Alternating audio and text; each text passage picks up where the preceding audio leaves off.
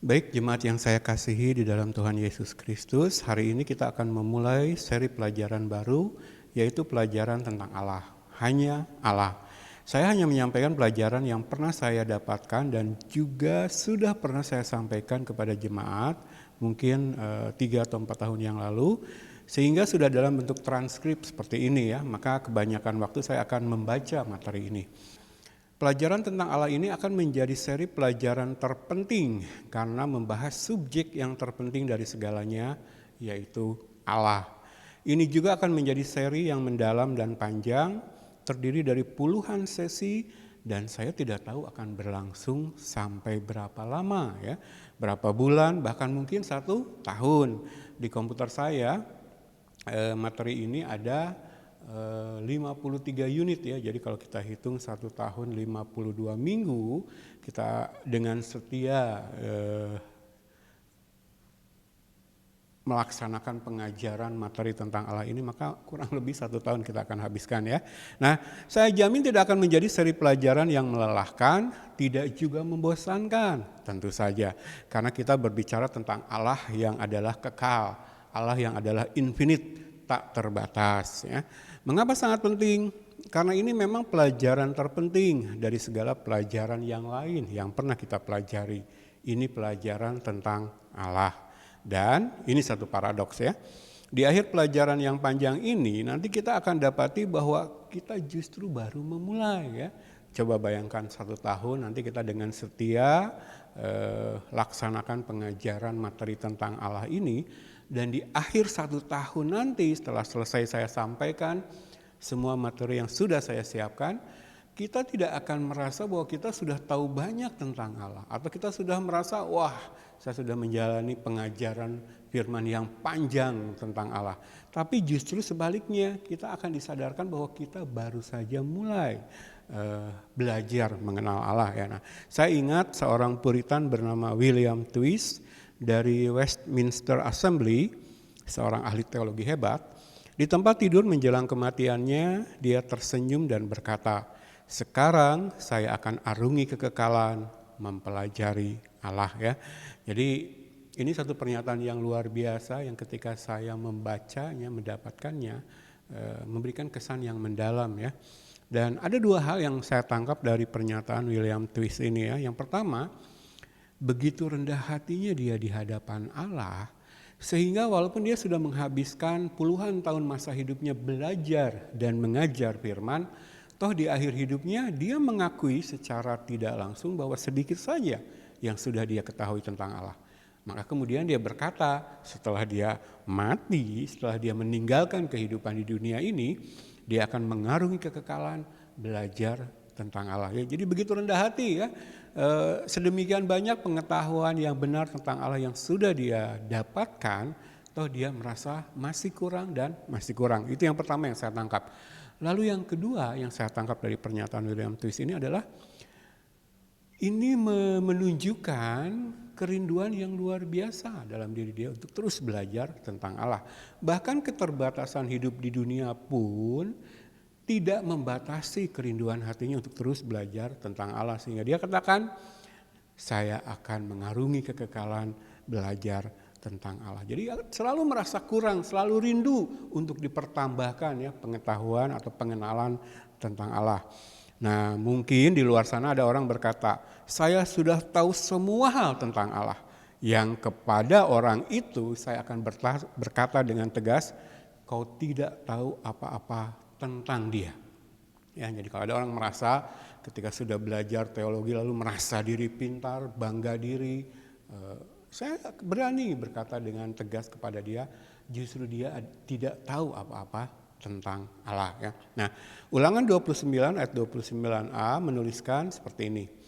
Hal-hal tersembunyi adalah bagi Tuhan Allah kita, tetapi hal-hal yang dinyatakan adalah bagi kita. Orang-orang yang menganggap dirinya tahu semua hal tentang Allah atau merasa mengetahui banyak hal tentang Allah, lalu tinggi hati, mereka sangat salah.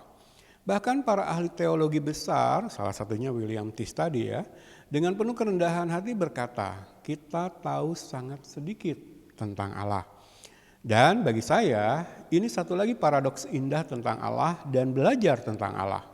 Allah di satu sisi rindu kita terus belajar tentang Dia, mengejar pengetahuan yang benar tentang Dia, mengejar pengenalan kita akan Dia lewat pewahyuan khusus di dalam Alkitab ya.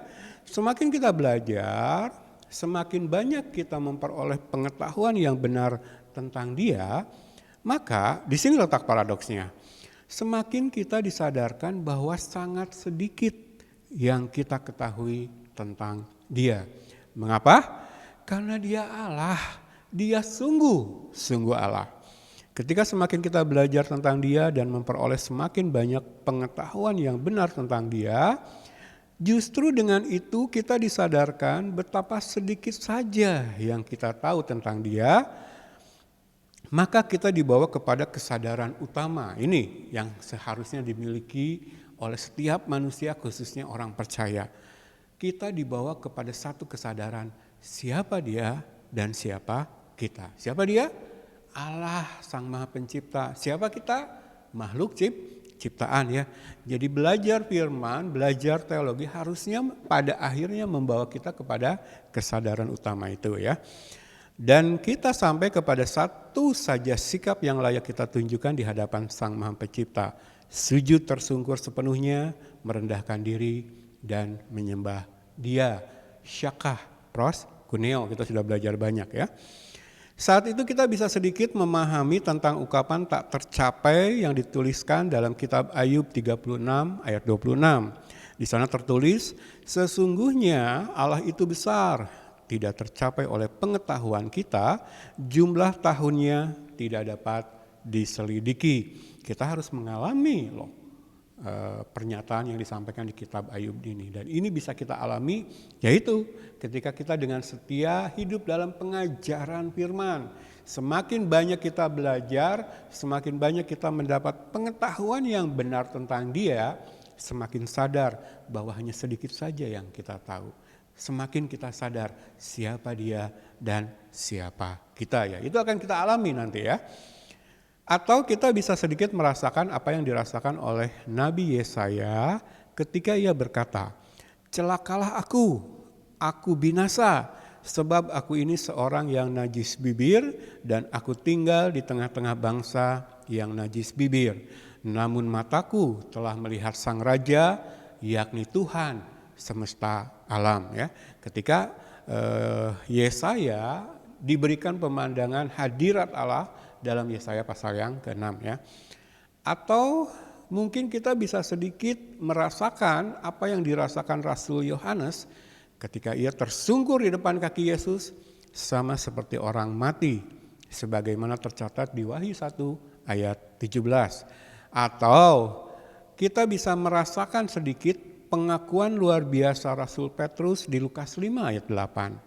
Setelah melihat Tuhan Yesus memerintahkan ikan untuk memenuhi jala murid-murid sampai koyak, padahal semalaman mereka tidak berhasil menangkap apa-apa, ia pun tersungkur dan berkata, Tuhan, pergilah daripadaku, karena aku ini seorang berdosa. Sekali lagi, ketika kita dibawa kepada kesadaran siapa Dia, siapa kita, maka satu saja sikap yang akan kita tunjukkan di hadapan Allah Sang Maha Pencipta, yaitu tersungkur ya. Tidak layak sebenarnya kita di hadapan Dia, kecuali kalau Allah melayakkan kita ya. Sekali lagi, bahkan para ahli teologi besar pun berkata sedikit saja yang kita ketahui tentang Allah. Allah adalah infinite, tak terbatas. Nah, sepanjang kita menjalani pengajaran firman tentang Allah ini, saya bisa merekomendasikan beberapa buku yang baik jika jemaat ingin belajar bersama-sama dengan saya. Sekali lagi, bahan ini pernah saya sampaikan kepada jemaat, tapi karena saya menyampaikannya lagi, ya seperti saya bilang mungkin 1 tahun ke depan, maka mau tidak mau saya akan belajar lagi ya. Jadi buku-buku yang pernah saya baca, saya akan baca lagi. Nah, ada beberapa buku pegangan yang saya rekomendasikan kepada jemaat kalau jemaat rindu bersama-sama dengan saya belajar ya. Kalau ada jemaat yang kebetulan memahami atau memiliki kemampuan berbahasa Inggris ya. Ada buku The Attributes of God tulisan Arthur W. Pink, atau buku The Knowledge of the Holy tulisan A. W. Tozer.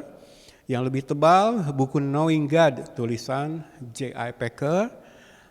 Dan yang terbaik dari semuanya, ini yang saya punya ya, betul-betul tebal, adalah buku The Existence and Attributes of God tulisan seorang Puritan bernama Stephen Carnock ya. Jadi saya memiliki buku-buku ini dalam bentuk digital, file di komputer. Jadi kalau jemaat sekali lagi yang memang berniat atau tertarik untuk belajar lagi bersama dengan saya akan share ya buku-buku ini.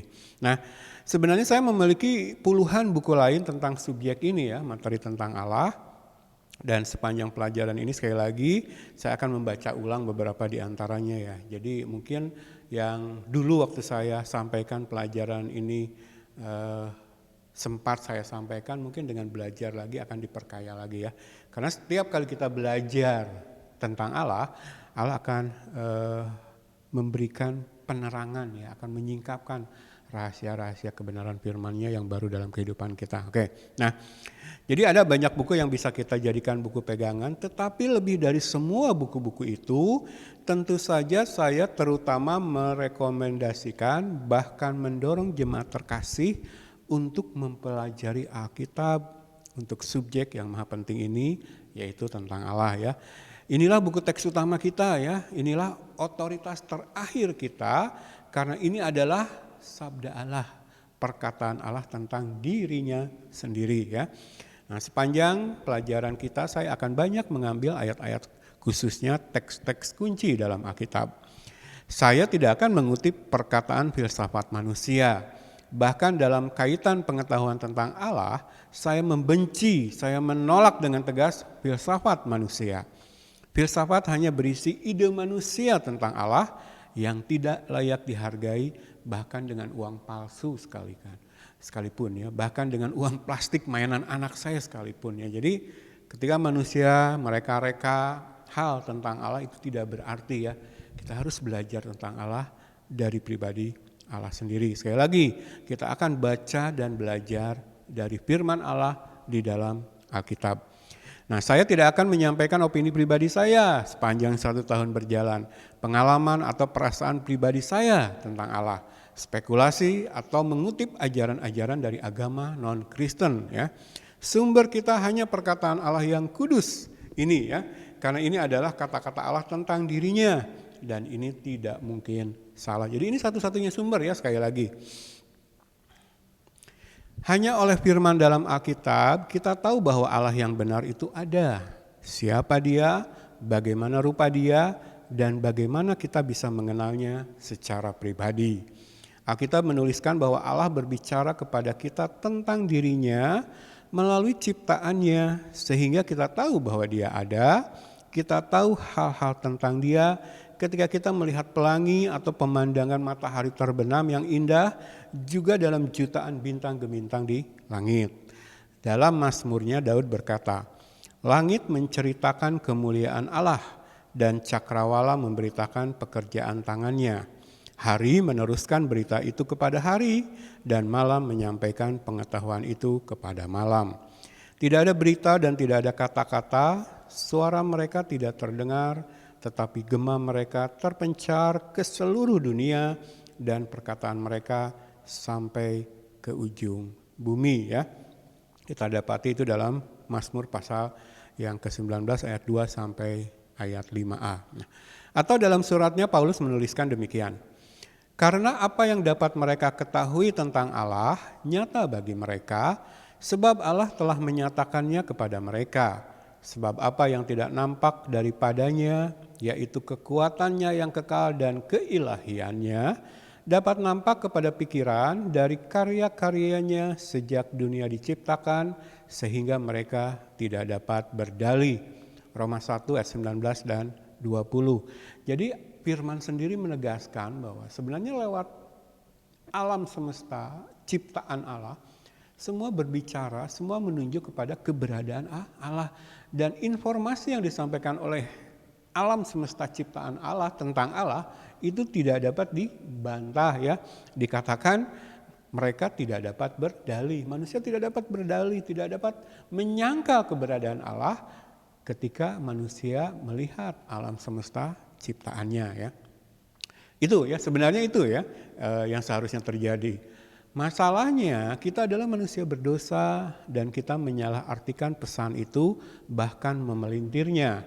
Dan kita menolak serta menentang apa yang Allah katakan tentang dirinya melalui ciptaannya yang kita sebut sebagai pewahyuan umum, general revelation, atau pewahyuan alam, natural revelation. Jadi mengapa sih sepanjang sejarah manusia, sejarah mencatat bahwa manusia memuja dewa-dewi yang sebenarnya adalah ciptaan Allah. Ya, itu. Jadi alam semesta sebenarnya memberikan pesan kepada manusia keberadaan Allah. Tetapi karena keberadaan manusia berdosa, manusia tidak bisa menangkap suara itu dengan benar ya. Kekotoran hatinya yang sudah tercemari dosa, kebutaan manusia secara rohani tidak dapat menangkap pesan Allah tentang dirinya di dalam alam semesta ya. Sehingga kemudian menyelewenglah praktek yang dilakukan manusia. Kemudian manusia menyembah pohon, menyembah air terjun, menyembah batu dan lain sebagainya ya. Jadi ada pesan bahwa ada satu pribadi yang luar biasa di alam semesta ini, tetapi kemudian keberdosaan manusia membuat pesan itu salah ditangkap oleh manusia ya. Jadi itu yang dituliskan oleh Paulus dalam surat Roma ya, bahwa manusia sebenarnya tidak dapat berdalih untuk menolak keberadaan Allah ketika alam semesta menceritakan tentang Allah. Sayangnya keberdosaan manusia lah yang menghalangi ya. Nah, lanjutan teks dalam surat Roma tadi menuliskan demikian. Sebab sekalipun mereka mengenal Allah, mereka tidak memuliakan Dia sebagai Allah atau mengucap syukur kepadanya. Sebaliknya pikiran mereka menjadi sia-sia dan hati mereka yang bodoh menjadi gelap. Mereka berbuat seolah-olah mereka penuh hikmat, tetapi mereka telah menjadi bodoh. Mereka menggantikan kemuliaan Allah yang tidak fana dengan gambaran yang mirip dengan manusia yang fana, burung-burung, binatang-binatang yang berkaki empat, atau binatang-binatang yang menjalar.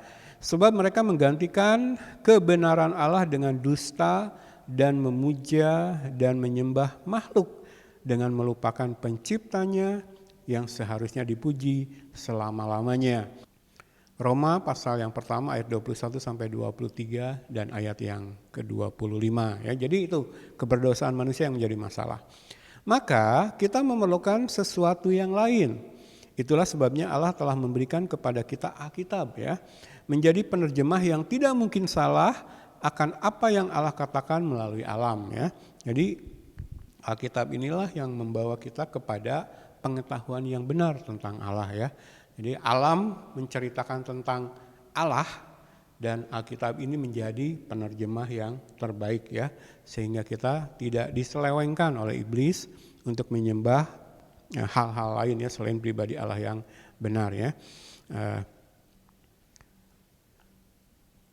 Ini seperti kacamata yang melaluinya kita melihat dunia di sekeliling kita ya. Jadi kita akan belajar, dengan belajar banyak tentang Allah, kita akan diajak untuk melihat segala sesuatu baik dalam kehidupan kita sendiri, rumah tangga, keluarga, segala aspek kehidupan kita lihat semuanya lewat kacamata kebenaran dalam Alkitab, sehingga kita tidak salah memahami siapa Allah ya.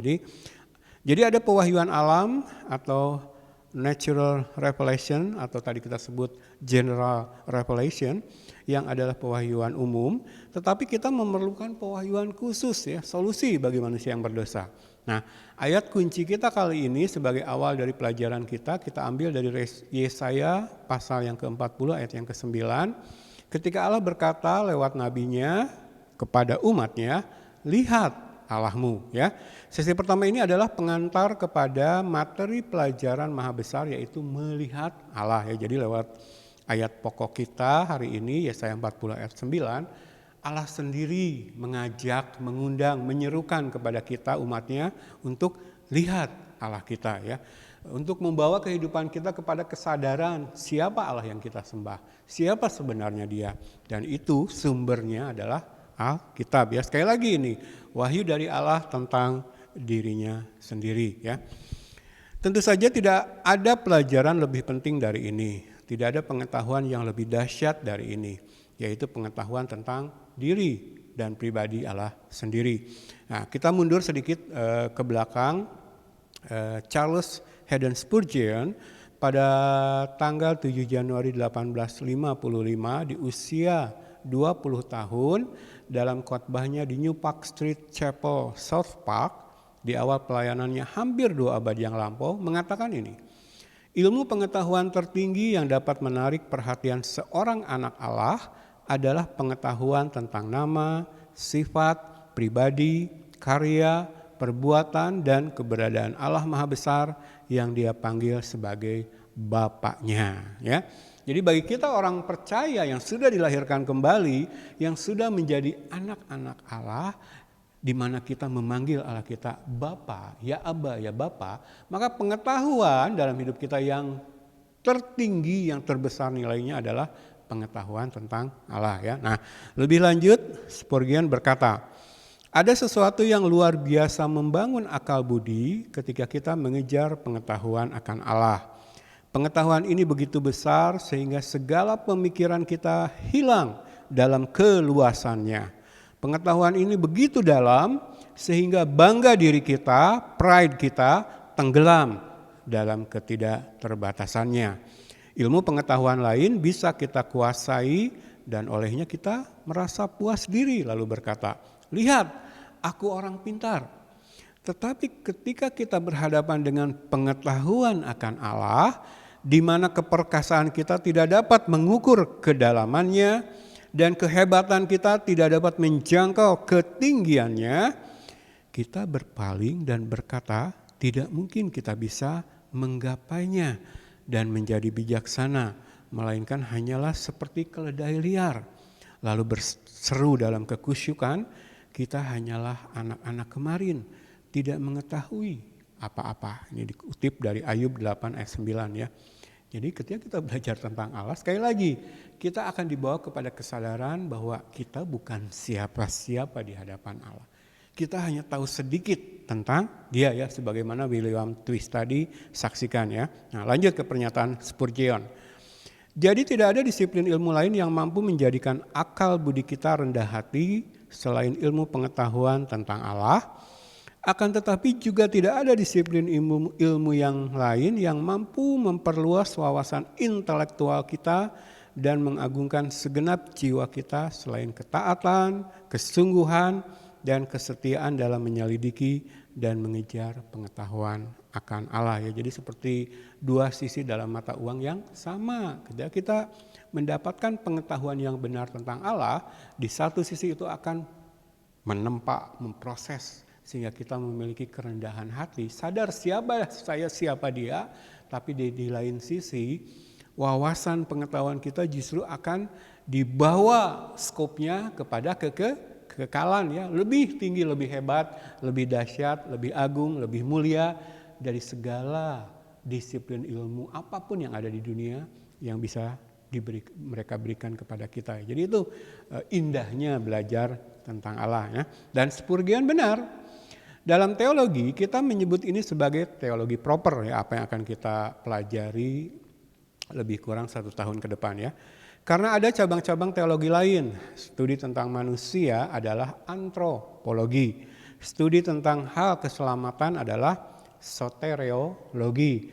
Studi tentang gereja adalah eklesiologi. Studi tentang hal-hal terakhir adalah eskatologi ya. Tetapi kalau yang dipelajari adalah tentang Allah, disebut teologi proper. Kata teologi tentu saja kita sudah ketahui berasal dari kata Yunani theos dan logos.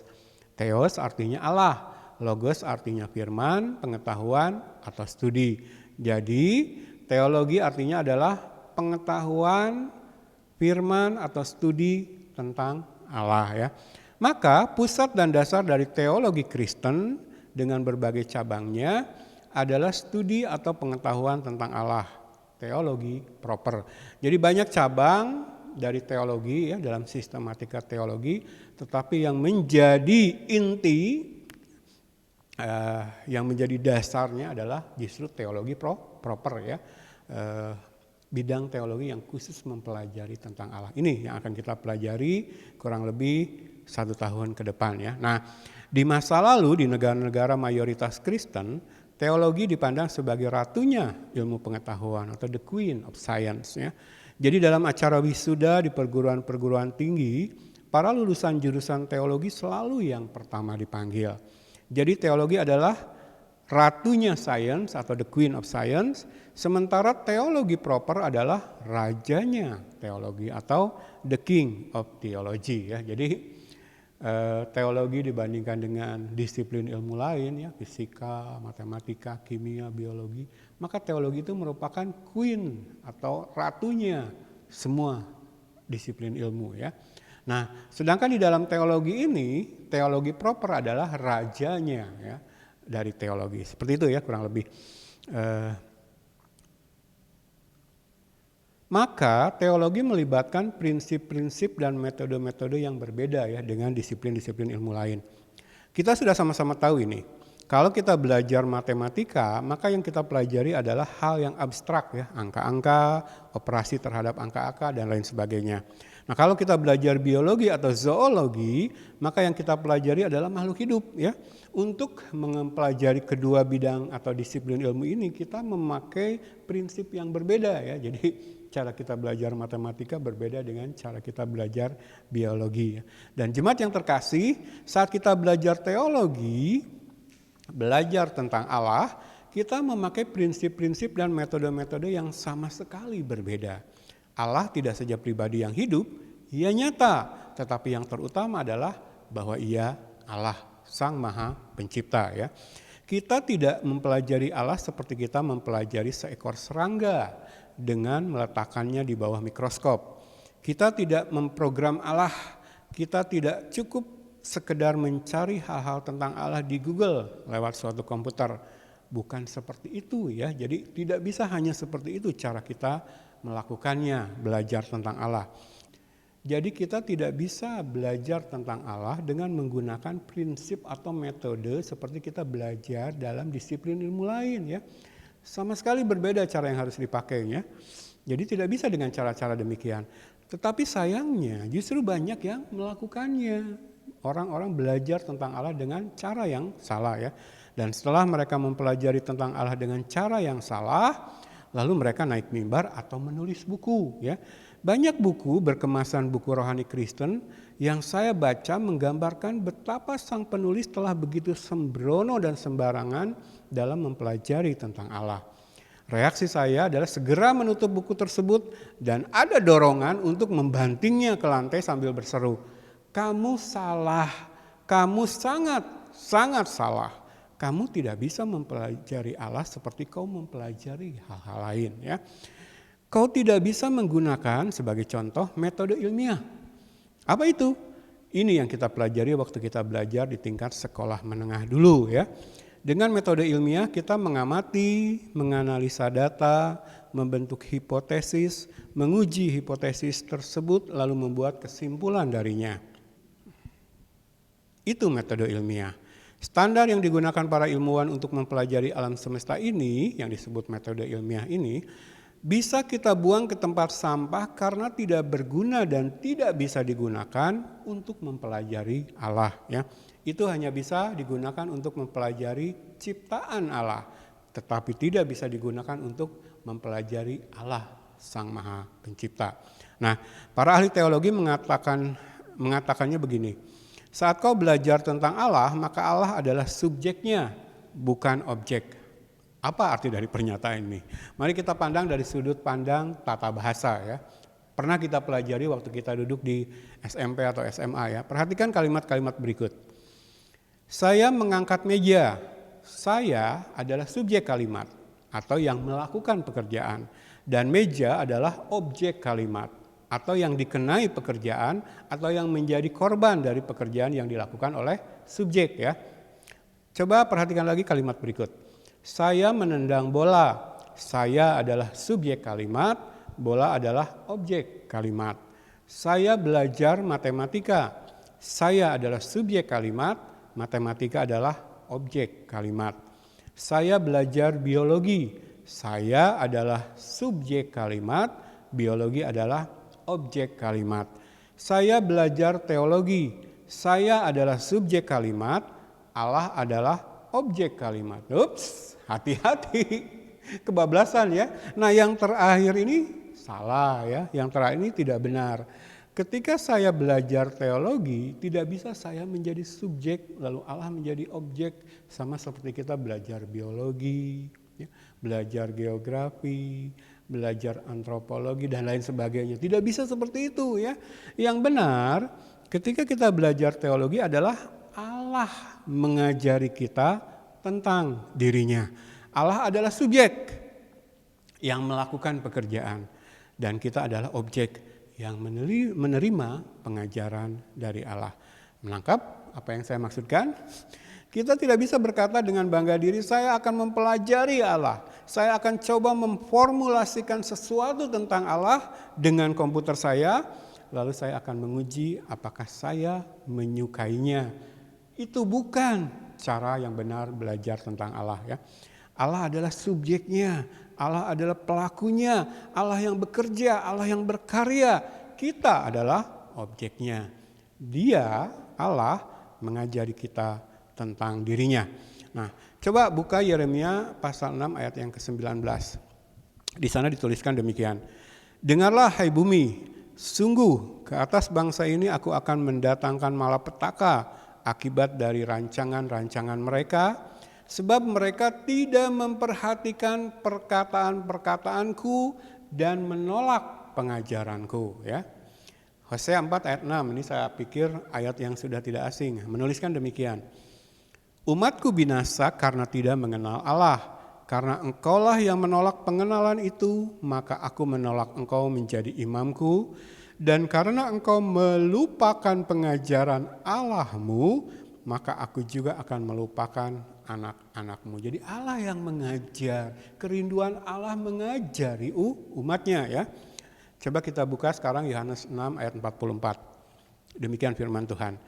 Tidak ada seorang pun yang dapat datang kepadaku, kata Yesus, jikalau ia tidak ditarik oleh Bapa yang mengutus aku, dan ia akan kubangkitkan pada akhir zaman. Ayat 45. Ada tertulis dalam kitab nabi-nabi, dan mereka semua akan diajar oleh Allah.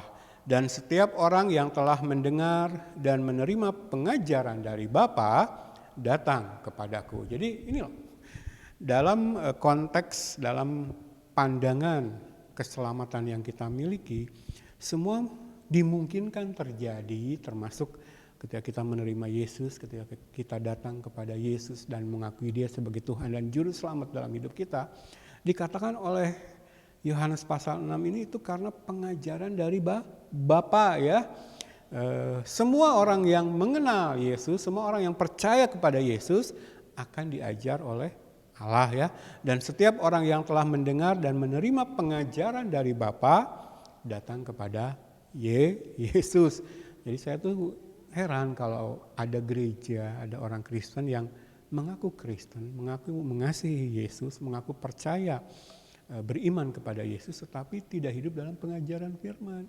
Karena sekali lagi Yohanes 6 ini menegaskan bahwa semua umat yang sudah Allah pilih, yang sudah Allah selamatkan akan diajar oleh Allah. Dan setiap orang yang telah mendengar dan menerima pengajaran dari Bapa datang kepada Yesus. Jadi kalau ada gereja atau orang yang mengaku Kristen tidak hidup dalam pengajaran firman, lalu dia datang kepada siapa? Karena hanya pengajaran dari Bapa yang menarik dia, membawa dia datang kepada Yesus ya. Oke, nah dari 3 teks Alkitab ini kita bisa menangkap bahwa hal teologi, hal belajar tentang Allah, di mana Allah yang mengajari kita tentang dirinya, bukan sebaliknya, itu adalah hal sangat serius karena terkait dengan perjanjiannya, terkait dengan rencana kekalnya, yaitu anugerah keselamatan bagi umat pilihannya. Sekali lagi ya, penginjilan dan pengajaran firman kita sudah belajar banyak di tempat ini. Dua hal yang tidak bisa dipisahkan ya, seperti dua sisi dari satu mata uang ya. Oke, lanjut ya. Jadi ketika kita belajar teologi, belajar tentang Allah, yang terjadi adalah Allah mengajari kita tentang dirinya sendiri. Allah memanggil kita untuk mendengarkan dan untuk percaya, seolah-olah kepada setiap pribadi kita Allah berkata, mari dengarkan, aku akan mengajarimu tentang diriku. Jangan coba-coba berimajinasi tentang aku. Jangan engkau memformulakan ide-ide tentang aku. Kalau kau lakukan itu, kau pasti salah. Aku akan turun untuk mengajarimu.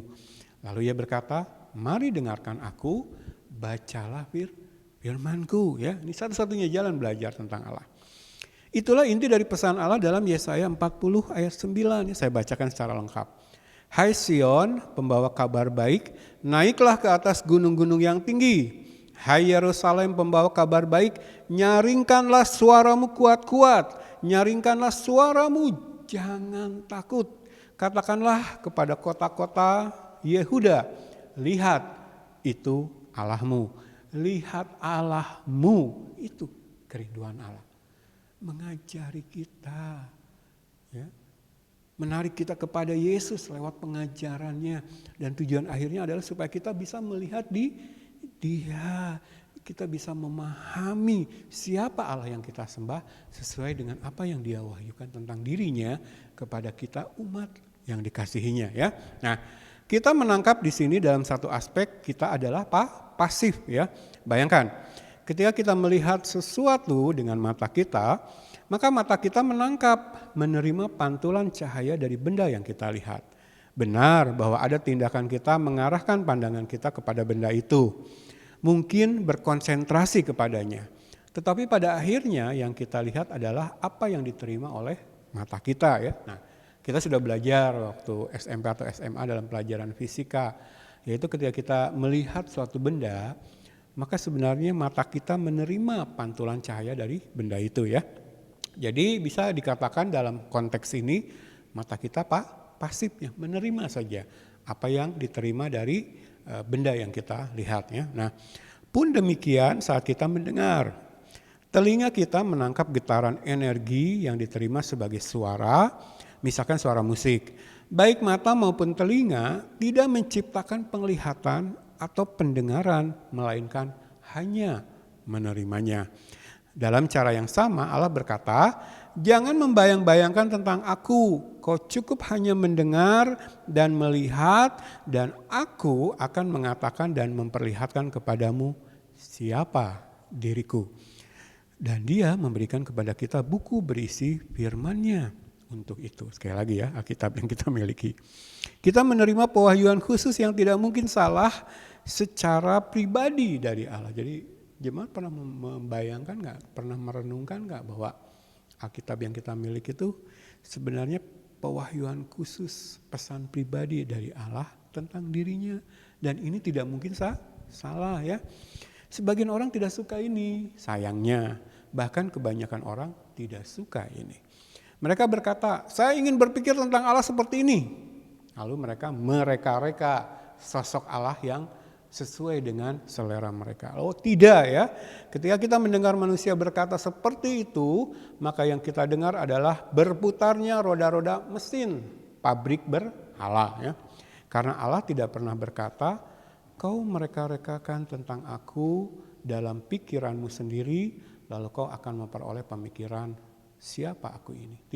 Tidak ya, tidak bisa demikian. Nah, John Calvin pernah berkata bahwa hati dan pikiran kita manusia yang berdosa adalah pabrik berhala ya, idol factory. Dan ia benar ya. Pemikiran tentang Allah yang dihasilkan manusia akan selalu salah. Mengapa? Karena yang kita miliki dalam diri manusia adalah pabrik yang rusak ya, broken factory. Pikiran yang telah rusak dan hati yang penuh dengan dosa. Maka ketika kita mencoba memproduksi ide-ide kita sendiri tentang Allah, otomatis hasilnya salah, hasilnya cacat ya. Ketika kita mencoba menghasilkan sendiri sosok Allah, maka hasilnya otomatis adalah berhala. Karena kita menciptakan Allah menurut gambaran kita, yang dengannya kita merasa nyaman, satu sosok yang kita sukai. Ya. Ini sering saya ulas, sering saya sampaikan, sering saya bahas dalam pelajaran-pelajaran kita yang lalu. Ya.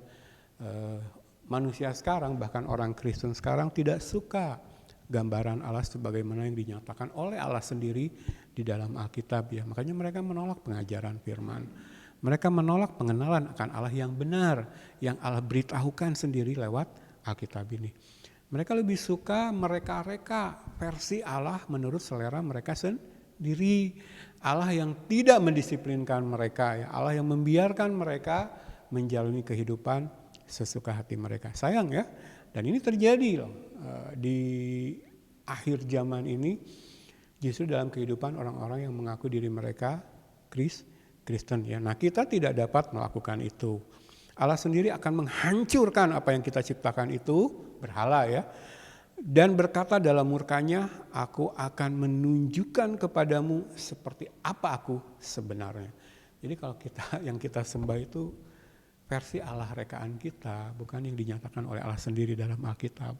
Itu akan membuat Allah murka, dan satu saat nanti pasti ini kejadian, kita akan berhadapan langsung dengan Dia ya. Dan dalam murkanya ketika kita berhadapan dengan Dia, Allah berkata, aku akan menunjukkan kepadamu yang sebenarnya Allah itu seperti apa. Hati-hati, jangan sampai kita menuju titik seperti itu ya. Nah, maka jangan pernah main-main dalam hal ini. Jika kau ingin memiliki pengetahuan yang benar tentang aku, Allah berkata, jika kau sungguh-sungguh ingin mengenal aku, ikuti caraku dan aku akan memberikan kepadamu informasi kebenaran tentang diriku ya. Jadi ketika oleh diri sendiri kita membayangkan atau mereka-reka tentang suatu sosok Allah dalam pikiran kita, maka saat itu kita sedang menciptakan berhala ya. Itu bukan Allah yang benar. Alkitab memperingatkan kita tentang dua dosa besar dalam hal ini. Yang pertama adalah idolatry atau penyembahan berhala. Apa itu idolatry? Idolatry tidak hanya mengacu kepada tindakan kita ketika kita memahat patung atau membuat bentuk benda tertentu lalu kita bersujud menyembahnya. Itu adalah bentuk idolatry kasat mata ya. Tetapi itu dimulai dari dalam hati dan pikiran orang berdosa.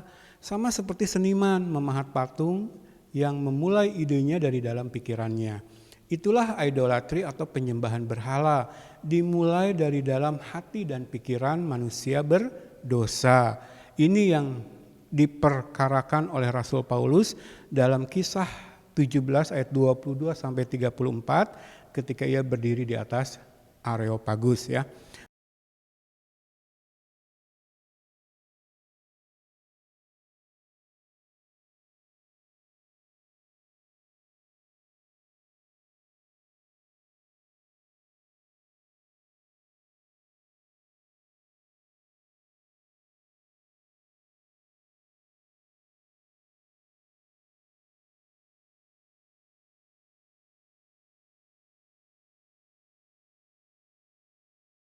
Pemikiran yang salah tentang Allah adalah berhala. Pemikiran tentang Allah yang tidak sesuai dengan apa yang dinyatakan di dalam Alkitab adalah berhala ya. Yang kedua, Alkitab memperingatkan kita akan dosa blasfemi yang merupakan kembaran iblis dari idolatry. Blasfemi lebih dari sekedar mengutuk Allah dengan kata-kata, seperti ketika seorang mengangkat tinjunya kepada Allah lalu berkata, aku benci engkau. Atau berkata, engkau tidak ada. Atau membuat candaan tentang Allah. Itu semua adalah blasfemi kasat mata. Sekali lagi, ini pun dimulai dari dalam hati dan pikiran yang berdosa, yaitu ketika kita mengarahkan atau melekatkan kepada Allah sesuatu yang tidak benar, yang bukan milik Allah. Jadi kita melihat kedua dosa besar yang mendasar ini betul-betul seperti kembaran ya.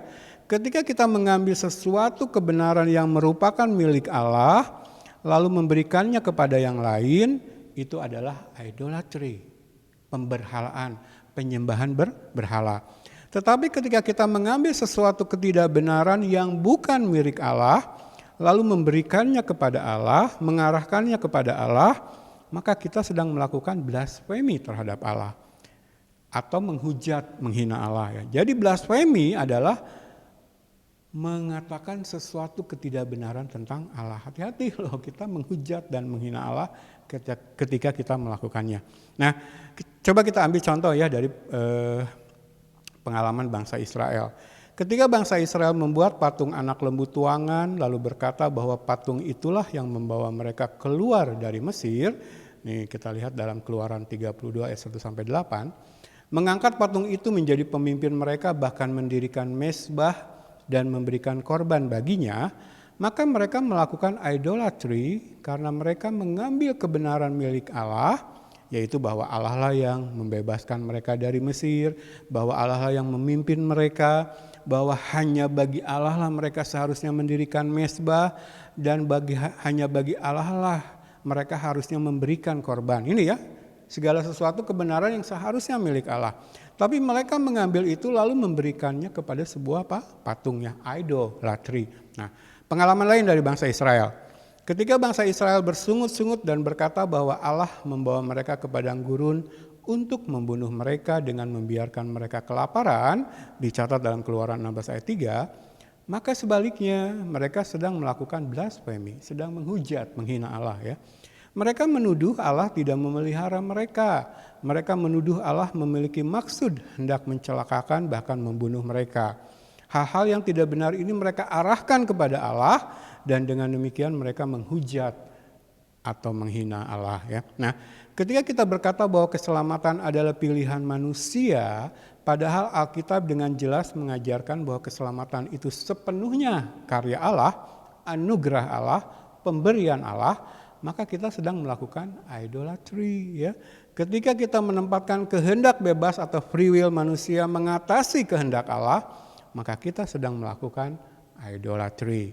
Di sisi lain, pengagungan manusia atas kehendak bebasnya memunculkan apa yang disebut sebagai open theism atau openness theology yang secara sederhana mengatakan bahwa Allah tidak tahu segalanya, bahwa Allah tidak tahu masa depan. Ini ya yang diajarkan dalam open theism atau openness theology. Ini merupakan bentuk blasfemi, menghujat, menghina Allah ya. Kedua dosa kembar ini, idolatry dan blasfemi, keduanya secara mendasar salah karena muncul dari hati manusia dan satu-satunya solusi atasnya adalah pengetahuan yang benar tentang Allah dari Allah. Untuk itulah kita perlu belajar dari Allah sendiri, siapa, apa dan bagaimana yang benar tentang Dia, juga apa dan bagaimana yang tidak benar tentang Dia. Allah memberitahukan kepada kita apa dan siapa dirinya, seperti apa Dia, firman-Nya, karyanya, jalan-jalannya. Dia juga memberitahukan kepada kita pemikiran kita yang salah tentang Dia dan mengoreksinya ya. Nah, pelajaran tentang Allah ini tentu saja akan mendalam, menggali apa yang dinyatakan Allah dalam Alkitab tentang dirinya ya. Tetapi pelajaran ini juga akan bersikap praktis, jadi nggak cuma teori ya. Teologi seharusnya bersifat praktis karena ketika kita belajar tentang Allah, maksudnya adalah supaya kita bisa hidup benar di hadapannya. Kehidupan berjalan harus berdasar kepada kebenaran yang sering saya katakan sebagai realitas rohani ya. Ide dan pikiran kita memiliki konsekuensi. Jadi apa yang ada dalam pikiran kita itulah yang akan kita praktekkan. Apa yang ada dalam pikiran kita, segala ide, segala pemikiran, maka itulah yang akan mewujud dalam sikap, perkataan dan perbuatan kita ya. Nah, segala aspek kehidupan seharusnya berjalan berdasarkan kepada kebenaran tentang Allah karena semua aspek kehidupan akan bermuara kepada Allah. Begini preposisinya. Segala kesalahan dalam pikiran atau hidup secara otomatis bisa dilacak balik sebagai berasal dari pandangan yang salah tentang Allah. Atau dengan susunan kalimat lain secara sederhana saya katakan, jika kita memiliki pandangan yang salah tentang Allah, maka otomatis kita akan memiliki pandangan yang salah tentang segala aspek kehidupan, sehingga pada akhirnya kita akan mempraktikkan cara hidup yang salah. Coba kita renungkan hal itu ya. Jadi pandangan yang salah tentang Allah akan membuat kita memandang salah segala aspek kehidupan pribadi, rumah tangga, keluarga, pekerjaan, usaha, pergaulan, pelayanan pekerjaan Tuhan, ya semua akan salah cara kita memandang itu kalau kita salah memandang Allah ya. Maka kita perlu pengetahuan yang benar tentang Allah supaya pandangan kita benar tentang Dia, supaya kita hidup benar di segala dimensi, segala aspek kehidupan kita. Nah, Alkitab mengajarkan kepada kita tentang hal ini dan alur penalarannya seperti ini. Karena manusia diciptakan menurut gambar dan rupa Allah, Kejadian 1 ayat 26-27, maka konsekuensinya kita akan menjalani hidup yang baik. Tetapi kemudian dosa merusak tatanan ini sehingga sekarang kita perlu berpikir dengan alur penalaran seperti ini. Kau tidak bisa menjalani hidup yang baik, kau tidak mungkin memiliki kebaikan tanpa kesalehan. Dan kau tidak mungkin memiliki kesalehan tanpa Allah. Ya, jadi ada kebaikan atau goodness, ada kesalehan atau godliness, ada Allah atau God. Ya. Jadi tidak ada kebaikan tanpa kesalehan, tidak ada goodness tanpa godliness, tidak ada kesalehan tanpa Allah, tidak ada godliness tanpa God. Ya. Dalam bahasa Inggris ini menjadi nyambung ya, menjadi enak untuk dilihat ya. Nah, Alkitab mengajarkan secara sederhana, kesalehan atau godliness adalah keserupaan dengan Allah atau God-likeness ya. Ini tujuan Allah dalam penciptaan atau creation, ini tujuan Allah dalam penciptaan ulang atau recreation atau regeneration di dalam Kristus. Jadi, waktu Adam dan Hawa diciptakan dulu, Allah mengharap mereka hidup dalam kesalehan ya. Ada Allah dalam kehidupan mereka. Tapi kemudian dosa merusak segalanya. Nah, dalam penciptaan ulang atau kelahiran kembali, regenerasi, Allah maksudnya sama. Menciptakan manusia yang bisa hidup, mau hidup dalam kesalehan. Di mana ada Allah dalam kehidupan mereka. Begitu ya. Jadi sekali lagi, goodness, godliness, God. Nah, godliness ini adalah God-likeness. Ya, jadi dalam bahasa Inggris kita lebih enak mengurutkannya ya. Nah, sekali lagi ini tujuan Allah dalam penciptaan, creation, Adam dan Hawa dulu. Ini tujuan Allah dalam penciptaan ulang, recreation atau regeneration di dalam Kristus ya, gerejanya, orang-orang yang percaya. Nah, kebalikan dari hidup yang saleh atau godliness adalah kefasikan atau ungodliness. Jadi karena hidup yang saleh adalah keserupaan dengan Allah, maka yang menjadi ukuran adalah Allah sendiri. Itulah sebabnya kita mengejar pengenalan akan Allah, mengejar pengetahuan yang benar tentang Dia, supaya kita bisa hidup saleh di hadapan Dia. Ini yang akan kita lakukan dalam menjalani seri pelajaran tentang Allah ini.